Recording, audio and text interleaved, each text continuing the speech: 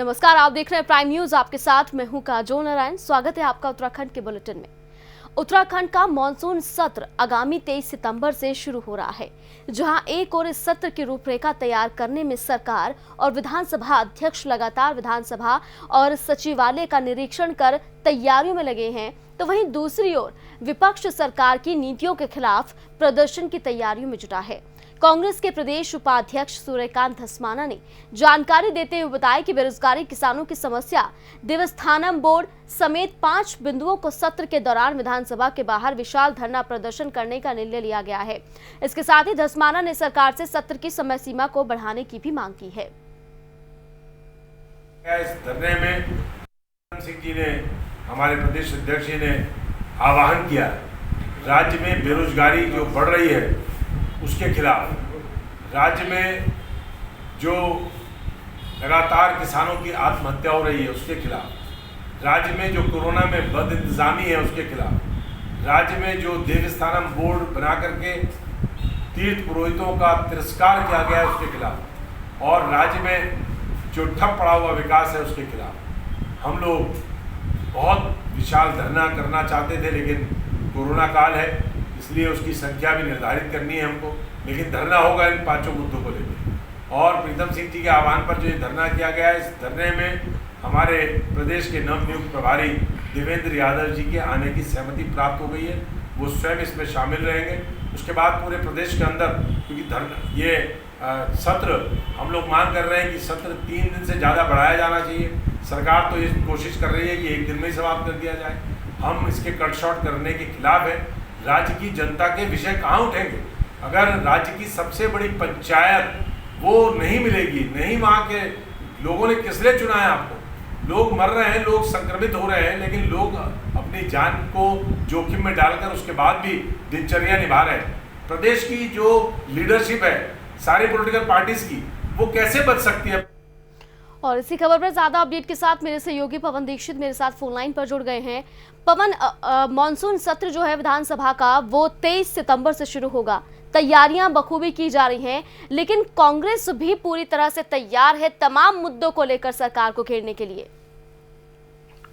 बिल्कुल काजोल, जिस तरीके से लगातार सरकार इस सत्र को प्रभावी बनाने के लिए, इस सत्र को आहूत करने के लिए लगातार तैयारियों का मुआयना कर रही है, चाहे विधानसभा अध्यक्ष हो या फिर मुख्यमंत्री त्रिवेंद्र सिंह रावत हो, उसका भौतिक निरीक्षण भी कर रहे हैं, चाहे वो विधानसभा में होगा या फिर सचिवालय में होगा। इस ऑप्शन पे भी बात की जा रही है, सोशल डिस्टेंसिंग कैसे मेंटेन की जाएगी, ये तमाम चीजों को लेकर के लगातार बैठकें भी चल रही हैं, लगातार उस पर मंथन भी किया जा रहा है। लेकिन वहीं एक तरफ सरकार सत्र को सुचारू रूप से चलाने के लिए, सत्र आहूत करने के लिए तैयारी कर रही है, तो वहीं विपक्ष भी लगातार हमला कैसे किया जाएगा, सरकार की घेराबंदी कैसे की जाएगी, इसको लेकर के चिंतित है।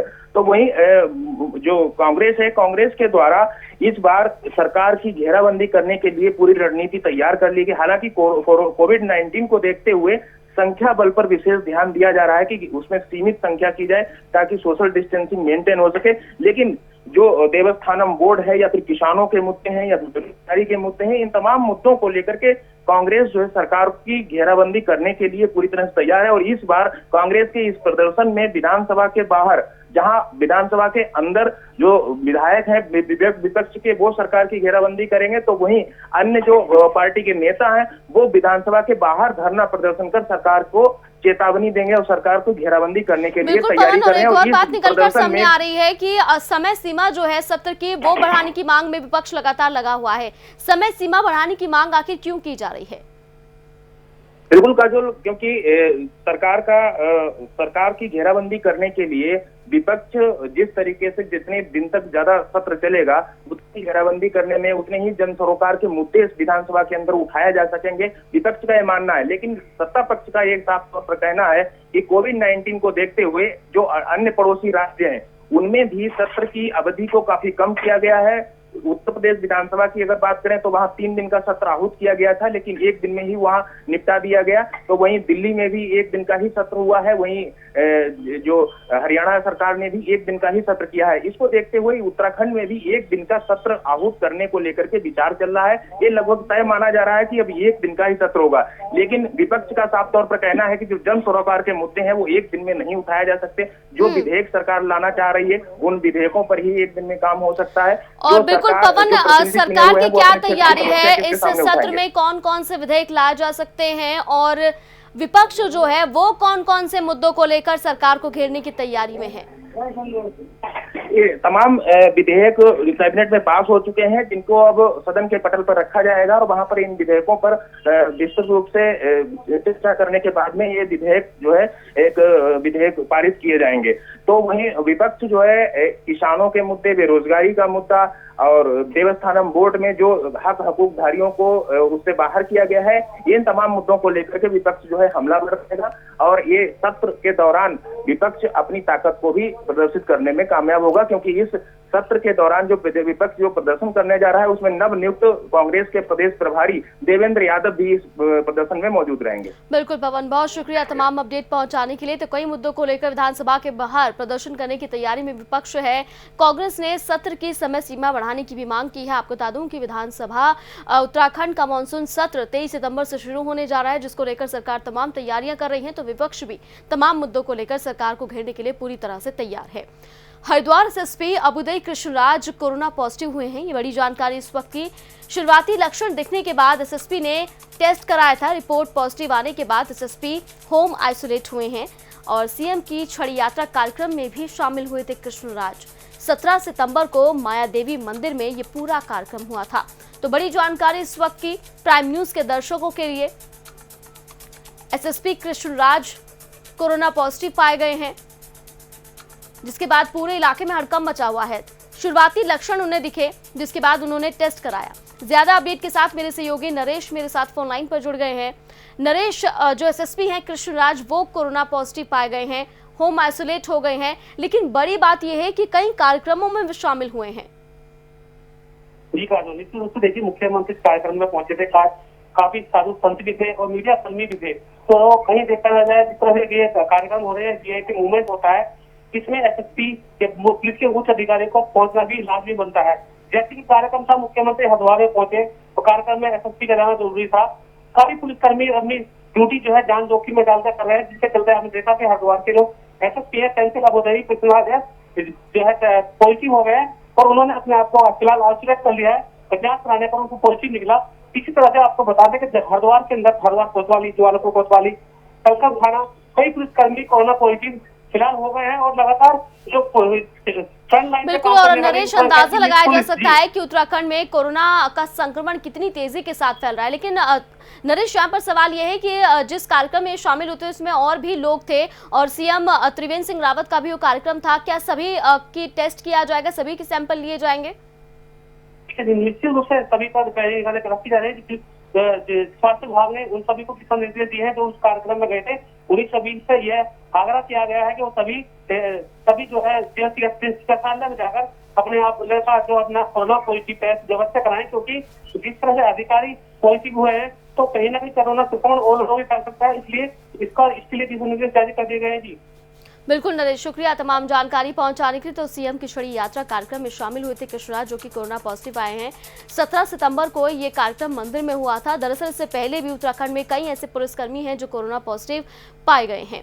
रुड़की में अस्पतालों से निकलने वाले बायोमेडिकल वेस्ट के निस्तारण को लेकर प्रदूषण नियंत्रण बोर्ड सख्त हो गया है। बोर्ड ने ऐसे 62 अस्पतालों को नोटिस जारी किया है जिन्होंने बायोमेडिकल वेस्ट की अनुमति नहीं ली है। साथ ही सख्त चेतावनी दी है कि अगर कोई भी अस्पताल बिना अनुमति के बायोमेडिकल वेस्ट कहीं पर डालता पाया गया तो उससे 50,000 रुपए का जुर्माना वसूला जाएगा। तो रुड़की में ये बड़ा फैसला लिया जा रहा है प्रदूषण नियंत्रण बोर्ड की तरफ से कि बायो मेडिकल जो वेस्ट होता है जो कि अस्पतालों से निकलता है उसको लेकर अब सख्ती दिखाई जाएगी। 62 अस्पतालों को नोटिस जारी किया गया है कि बिना अनुमति वेस्ट डालने पर जुर्माना लगाया जाएगा। जुर्माना 50,000 रुपए का होगा। तो बायो मेडिकल वेस्ट जो कि अस्पतालों से निकलता है उसको लेकर अब प्रदूषण बोर्ड जो है वो सख्त हो गया है और अब जुर्माने की बात भी यहाँ पर कही गई है। मेडिकल वेस्ट, बायोमेडिकल वेस्ट जो हॉस्पिटल से निकलता है उसका सही ढंग से कलेक्शन और निस्तारण होना बहुत आवश्यक है। हमारे पास जनपद हरिद्वार में जितने भी हॉस्पिटल्स हैं लगभग 380-90 के आसपास हॉस्पिटल्स हैं। हमने समय समय पर उनका निरीक्षण कर रहे हैं। उनको हमसे ऑथोराइजेशन लेना पड़ता है, वो हमसे ऑथोराइजेशन ले रहे हैं। जिनके द्वारा ऑथोराइजेशन नहीं लिया गया है उनको हम नोटिस दे रहे हैं और उनके आवेदन हमारे पास आने शुरू हो गए हैं। हम समय समय पर निरीक्षण करेंगे हॉस्पिटल्स का, और उसके अलावा जहां इस कूड़े का निस्तारण होता है, कॉमन एक ट्रीटमेंट फैसिलिटी हमारे पास मंदावर में है, उसका भी हम समय समय पर निरीक्षण कर रहे हैं कि वहाँ पर बायोमेडिकल वेस्ट जो कलेक्ट होके जा रहा है उसका सही ढंग से निस्तारण हो। और ज्यादा अपडेट के साथ मेरे सहयोगी अरशद मेरे साथ फोन लाइन पर जुड़ गए हैं। अरशद, यहाँ बायोमेडिकल वेस्ट की बात हो रही है जिसको लेकर प्रदूषण बोर्ड जो है वो पूरी तरह से सख्त हो गया है। कितने ऐसे अस्पतालों को चिन्हित किया गया है जहां पर बायोमेडिकल वेस्ट को यूं ही कचरे में फेंक दिया जाता है? देखिए, अगर जनपद हरिद्वार की बात की जाए तो यहाँ पर 62 ऐसे अस्पताल हैं जिनके खिलाफ नोटिस जारी किया गया है। हालांकि अगर बात की जाए पूरे जनपद में लगभग 400 ऐसे जो हैं अस्पताल हैं जो कि बायोमेडिकल वेस्ट कर रहे हैं, पर जिनमें अभी तक जो पोल्यूशन विभाग का जो पालन है उसको सिर्फ कुछ लोग कर पा रहे हैं। इसी के तहत अब 62 लोगों को चिन्हित कर उन नर्सिंग होमों के खिलाफ जो है पोल्यूशन विभाग ने नोटिस जारी किया है, और अगर इसको जल्दी सुधार नहीं करते तो इनमें 50,000 रुपये जुर्माना लगाने का भी प्रावधान जो है बताया गया है। तो कहीं ना कहीं एक बड़ा मामला सामने आएगा, क्योंकि अधिकतर अगर बात की जाए बड़े बड़े मेडिकलों की अगर बात की जाए तो वो भी अरशद, क्या रुड़की के अलावा भी दूसरे शहरों में ऐसा फैसला लिया जा सकता है प्रदूषण नियंत्रण बोर्ड की तरफ से? हाँ बिल्कुल, अगर बात की जाए तो जो नोटिस जारी किए गए हैं पूरे जनपद हरिद्वार के अलग अलग अस्पतालों के नाम ये नोटिस जारी किए गए हैं, तो हरिद्वार को पूरा टारगेट कर रहे हैं। इस वक्त अगर बात की जाए पोल्यूशन विभाग की तो जगह जगह जो नर्सिंग होम है, लगभग 400 नर्सिंग होम है, उनमें सभी 62 लोगों को इन्होंने भी नोटिस जारी किया गया है, और लोगों को भी नोटिस जारी किया जा सकता है, क्योंकि अगर बात की जाए इन नर्सिंग होम की तो अभी तक ये बिल्कुल इस चीज का पालन नहीं कर रहे। तो कहीं ना कहीं पालन करना भी जरूरी है जिससे कोई भी किसी को परेशानी ना हो, क्योंकि इससे भी कहीं ना कहीं बड़ा प्रदूषण जो है क्षेत्र में फैलता है। बिल्कुल अरशद, शुक्रिया तमाम जानकारी पहुंचाने के लिए। तो बायोमेडिकल वेस्ट को लेकर प्रदूषण नियंत्रण बोर्ड सख्त हो गया है। 62 अस्पतालों को एक नोटिस जारी किया है और जिनके पास अनुमति नहीं है उन पर 50,000 रुपए का जुर्माना भी लगाया जाएगा। जोशीमठ में बीजेपी के जरिए सेवा सप्ताह मनाने का सिलसिला जारी है। इसी को लेकर बीजेपी नेता और कार्यकर्ता अपने अपने क्षेत्रों में गरीब और असहाय लोगों की खिदमत में लगे हैं। इसी के तहत बद्रीनाथ से बीजेपी विधायक महेंद्र भट्ट ने भी सेवा सप्ताह में भाग लिया और प्रधानमंत्री नरेंद्र मोदी की उपलब्धियों को गिनाते हुए प्रदेश सरकार के जरिए किए गए विकास कार्यों की जमकर सराहना की। इस दौरान उन्होंने क्षेत्रवासियों से अपने घरों पर एक एक पौधा लगाने की भी अपील की है।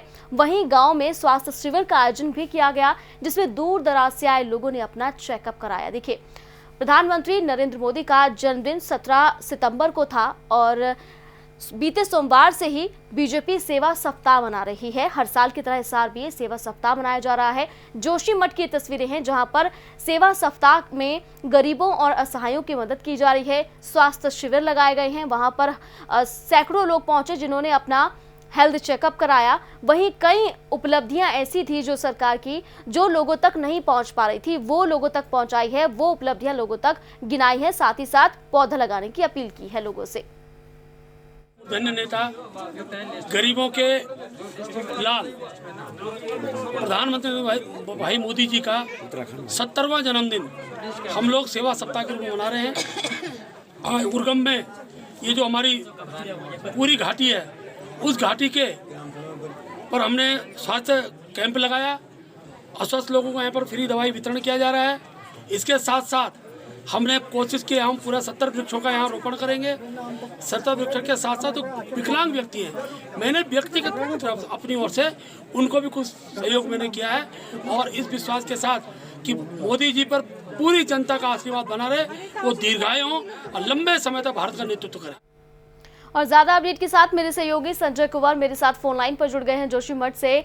संजय, बीजेपी सेवा सप्ताह मना रही है और आज जो है शनिवार है और कल आखिरी दिन है इस सप्ताह का। ऐसे में कौन कौन सी सेवाएं लोगों तक पहुंचाई जा रही हैं और कौन कौन सी उपलब्धियां लोगों तक गिनाई जा रही है? जी काजोल, अगर सीमांचल जोशीमठ की बात की जाए तो यहाँ पे जो सेवा सप्ताह थी माननीय श्री नरेंद्र मोदी जी प्रधानमंत्री जी का जो जन्मदिन जो है यहाँ पे सेवा सप्ताह के रूप में मनाया जा रहा है। इसको लेकर के चमोली भाजपा कार्यकर्ताओं में काफी जोश है। खुद बद्रीनाथ के विधायक जो महेंद्र भट्ट जी हैं वो एक मोर्चा संभाले हुए हैं। अभी उद्गम घाटी में उन्होंने यहाँ पे सेवा सप्ताह मनाया है। पौधरोपण के साथ इन्होंने यहाँ पे असहाय, कमजोर और जो गरीब तबके के दिव्यांग लोग क्षेत्र के यहाँ पे थे, तो इन्होंने एक कार्यक्रम में इनको अपनी ओर से कुछ सहायता राशि भी भेंट की और तमाम उपलब्धियां जो अब तक ये जो कार्यकाल में भाजपा का यहाँ पे हुआ है, इस उपलब्धि को यहाँ पे उन्होंने गिनाया है और इस बड़े हर्षोल्लास से जो है ये सेवा सप्ताह यहाँ पे मनाया जा रहा है। जी बिल्कुल संजू, और तस्वीरें मैं देख पा रही हूँ कि यहाँ पर लोगों से अपील भी की गई है कि वो एक एक पौधा भी लगाएं और शायद कुछ धनराशि भी दी जा रही है गरीबों को। जी बिल्कुल काजोल, यहाँ पे माननीय विधायक जी ने एक नई पहल की है कि उद्गम घाटी के जो प्रत्येक गांव है उन्होंने निवेदन किया हुआ है इस रैली के माध्यम से कि प्रत्येक गांव के जो प्रत्येक परिवार है वो एक एक पौध जो है हमेशा लगाए और इसकी शुरुआत भी उन्होंने उद्गम घाटी से की है। साथ ही उन्होंने एक विवेकानंद केंद्र है पीपलकोटी से, वहाँ पे उन्होंने एक चिकित्सा शिविर का आयोजन किया था जिसमें घाटी के सैकड़ों लोगों ने अपना स्वास्थ्य जांच की और काफी लोगों को इससे फायदा पहुंचा। जी बिल्कुल संजय, शुक्रिया तमाम जानकारी पहुंचाने के लिए। तो जोशीमठ में स्वास्थ्य शिविर लगाया गया है और यहाँ पर लोगों से अपील की गई कि वो एक एक पौधा लगाएं। बीजेपी सेवा सप्ताह मना रही है, इसके तहत गरीबों की लगातार मदद की जा रही है। सरकार की जो उपलब्धियां हैं वो भी लोगों तक पहुंचाई जा रही है। प्रधानमंत्री नरेंद्र मोदी के जन्म दिवस पर बीजेपी के जरिए सेवा सप्ताह मनाने का दौर जारी है, जहां मसूरी में बीजेपी युवा मोर्चा के जरिए रक्तदान शिविर का आयोजन किया गया। तिलक मेमोरियल लाइब्रेरी के सभागार में आयोजित रक्तदान शिविर का शुभारंभ बीजीवाईएम के राष्ट्रीय सह प्रवक्ता नेहा जोशी ने किया। रक्तदान शिविर में 60 यूनिट रक्तदान किया गया। नेहा जोशी ने कहा कि कोरोना संक्रमण से निपटने के लिए सरकार पूरी तरह से तैयार है, जिसको लेकर अस्पतालों में मरीजों के लिए बेड की संख्या बढ़ाई गई। बीजेपी का प्रत्येक कार्यकर्ता जनता के साथ खड़ा होकर उनकी मदद कर रहा है। तो मसूरी में भी बीजेपी सेवा सप्ताह मना रही है और यहाँ पर राहत शिविर लगाए गए हैं और रक्तदान शिविर लगाए गए हैं। रक्तदान शिविर में बताया जा रहा है कि 60 यूनिट ब्लड इकट्ठा कर लिया गया है और ये काम आएगा। बढ़ चढ़कर यहाँ पर जो कार्यकर्ता हैं बीजेपी के, उन्होंने हिस्सा लिया है। इनको सही तरीके से मनाने का यही तरीका है कि उनके आदर्शों पर चला जाए और उनके आदर्श यही है कि जन सेवा में दिन रात लगे रहें। तो भारतीय जनता पार्टी और युवा मोर्चा दोनों ही हमारे जो संगठन हैं लगातार सेवा सप्ताह के अंतर्गत आपने देखा होगा फल वितरण, मास्क, सैनिटाइजर वितरण, कल आईसीयू का शिलान्यास हुआ है और आज हमारे युवा मोर्चा के मंडल के अध्यक्ष रातू रावत जी के नेतृत्व में यहाँ पर एक ब्लड डोनेशन कैंप का आयोजन किया गया है और अभी तक 35 यूनिट रक्त जमा किया जा चुका है। और मैं आपको बताऊँ कि पिछले हफ्ते, क्योंकि हमने ये देहरादून में भी ऐसा आयोजन किया था, तो खून की इतनी किल्लत है इस समय ब्लड बैंक में कि कोई एक्सीडेंट केस आ जाए, कोई डिलीवरी केस आ जाए तो खून उपलब्ध नहीं होता।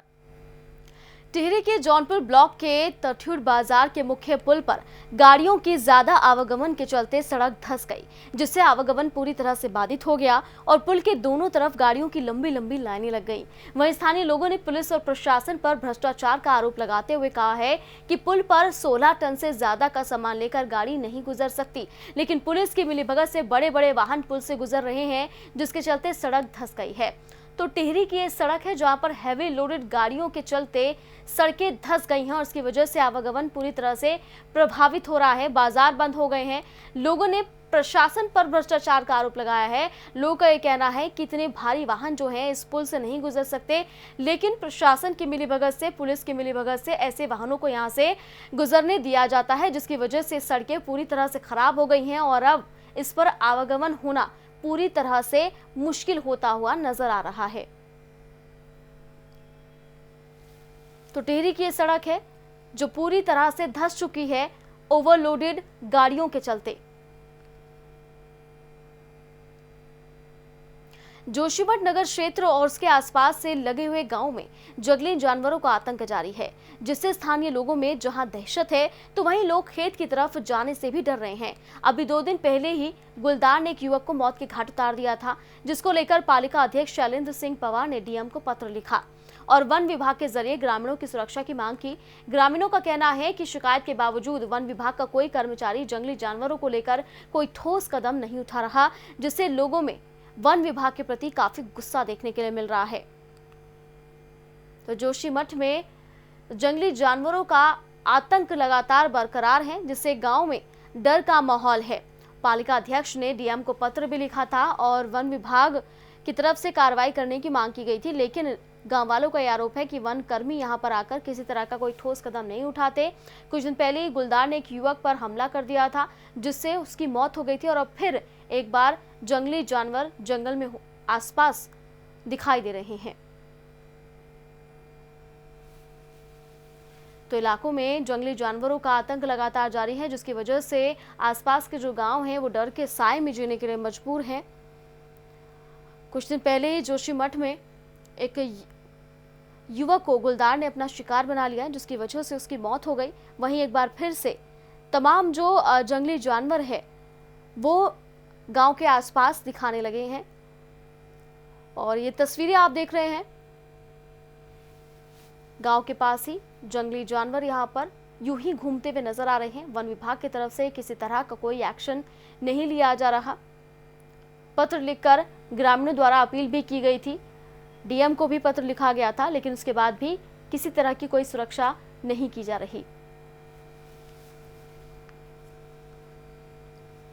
तो जोशीमठ की तस्वीरें आप देख रहे हैं। इससे पहले भी ग्रामीण जो है वो जंगली जानवर के आतंक से परेशान हो चुके हैं, लेकिन एक बार फिर से ये सिलसिला जारी है। इसको लेकर कोई ठोस कदम वन विभाग की तरफ से नहीं उठाया जा रहा। पौड़ी गढ़वाल में नशा तस्करों के खिलाफ पुलिस का अभियान जारी है। एसएसपी के आदेश पर जिले को अपराध मुक्त और नशा मुक्त बनाने के लिए लगातार प्रयास किए जा रहे हैं। इसी को लेकर थरीसैंड पुलिस ने चेकिंग अभियान चलाकर 2 शराब तस्करों को गिरफ्तार किया। पुलिस ने तस्करों के पास से अवैध शराब भी बरामद की है। तो पौड़ी में लगातार पुलिस का अभियान जारी है। अपराध मुक्ति के लिए और नशा मुक्ति के लिए पुलिस लगातार अभियान चला रही है। फिलहाल पुलिस ने 2 शराब तस्करों को गिरफ्तार किया है। आरोपियों के पास से अवैध शराब भी पुलिस ने बरामद की है।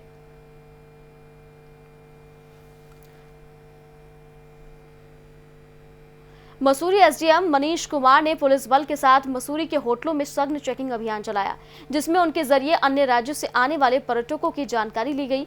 वहीं कोविड-19 नियमों के साथ अनलॉक 4 के तहत पर्यटकों को होटलों में ठहराए जाने के लिए मान्य कोविड टेस्ट का भी निरीक्षण किया।